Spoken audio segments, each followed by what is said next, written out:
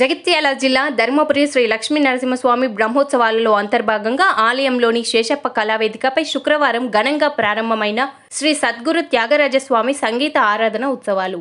ముందుగా మంగళ వాయిద్యాలతో సంగీత కళాకారులు త్యాగరాజస్వామి, శ్రీ లక్ష్మీ నరసింహస్వామి, సాశం కిష్టయ్య ఫోటోలు పట్టుకొని నగర సంకీర్తన కార్యక్రమం నిర్వహించారు.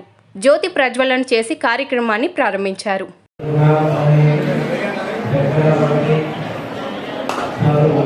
Yes,